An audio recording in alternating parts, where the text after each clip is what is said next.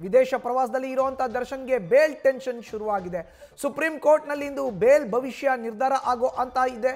ಜಾಮೀನು ರದ್ದು ಕೋರಿ ಮೇಲ್ಮನವಿ ಅರ್ಜಿ ವಿಚಾರಣೆ ಕೂಡ ನಡೆಯುತ್ತೆ.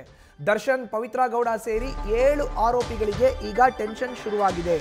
ಚಿತ್ರದುರ್ಗದ ರೇಣುಕಾಸ್ವಾಮಿ ಕೊಲೆ ಪ್ರಕರಣದಲ್ಲಿ ದರ್ಶನ್ ಆರೋಪಿಯಾಗಿದ್ದು ಇವಾಗ ಬೇಲ್ ಮೇಲೆ ಆಚೆ ಇದ್ದಾರೆ.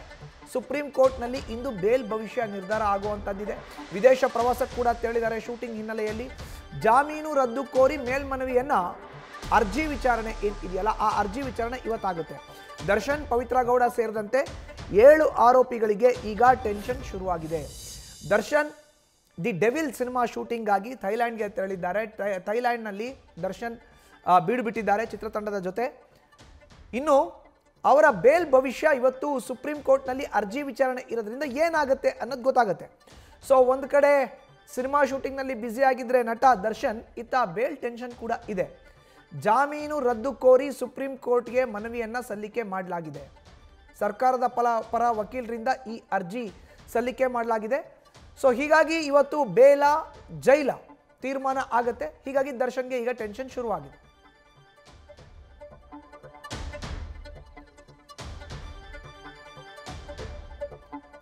ಸುಪ್ರೀಂ ಕೋರ್ಟ್ನಲ್ಲಿ ಇಂದು ಡಿ ಗ್ಯಾಂಗ್ ಬೇಲ್ ಭವಿಷ್ಯ ಇದೆ, ನಿರ್ಧಾರ ಆಗೋದಿದೆ. ಜಾಮೀನು ರದ್ದು ಕೋರಿ ಸಲ್ಲಿಕೆ ಆಗಿರುವಂಥ ಮೇಲ್ಮನವಿ ಅರ್ಜಿಯ ವಿಚಾರಣೆ ನಡೆಯುತ್ತೆ. ದರ್ಶನ್, ಪವಿತ್ರ ಗೌಡ ಸೇರಿದಂತೆ 7 ಮಂದಿ ಆರೋಪಿಗಳಿಗೆ ಈಗ ಬೇಲ್ ಟೆನ್ಷನ್ ಶುರುವಾಗಿದೆ. ಜಾಮೀನಿನ ರದ್ದು ಕೋರಿ ಸಲ್ಲಿಕೆಯಾಗಿರುವಂಥ ಅರ್ಜಿ ಇದು. 7 ಆರೋಪಿಗಳು ದರ್ಶನ್ ಮತ್ತು ಪವಿತ್ರ ಗೌಡ ಸೇರಿದಂತೆ 7 ಜನರಿಗೆ ಟೆನ್ಷನ್ ಶುರುವಾಗಿದೆ. ನ್ಯಾಯಮೂರ್ತಿ JB ಪಾರ್ದಿವಾಲ, R ಮಹದೇವನ್ ಪೀಠದಲ್ಲಿ ವಿಚಾರಣೆ ನಡೆಯುತ್ತೆ. ಕೊಲೆ ಆರೋಪಿಗಳಿಗೆ ಜಾಮೀನು ಮಂಜೂರು ಮಾಡಿದೆ ಹೈಕೋರ್ಟ್. ಈಗ ಹೈಕೋರ್ಟ್ನಿಂದ ಜಾಮೀನು ಸಿಕ್ಕಿದೆ. ಇದನ್ನ ಪ್ರಶ್ನಿಸಿ ಸುಪ್ರೀಂ ಕೋರ್ಟ್ ಮೆಟ್ಟಿಲೇರಿದ್ದಾರೆ ರಾಜ್ಯ ಸರ್ಕಾರದವರು. ಏಪ್ರಿಲ್ 22ರಂದು ಸುಪ್ರೀಂ ಕೋರ್ಟ್ನಲ್ಲಿ ನಡೆದಿದ್ದಂಥ ವಾದ ಪ್ರತಿವಾದ, ದರ್ಶನ್ ಪರ ವಾದವನ್ನ ಮಾಡಿದ್ರು ವಕೀಲ ಅಭಿಷೇಕ್ ಮನು ಸಿಂಘ್ವಿ. ಅಭಿಷೇಕ್ ಮನು ಸಿಂಘ್ವಿ ಅವರ ವಾದವನ್ನ ಈಗ ಸುಪ್ರೀಂ ಕೋರ್ಟ್ನ ನ್ಯಾಯಾಧೀಶರು ಆಲಿಸಿದ್ದಾರೆ. ರಾಜ್ಯ ಸರ್ಕಾರದ ಪರ ವಾದವನ್ನ ಮಂಡಿಸಿದ್ದಾರೆ ವಕೀಲ ಸಿದ್ಧಾರ್ಥ್ ಲೂಥ್ರಾ.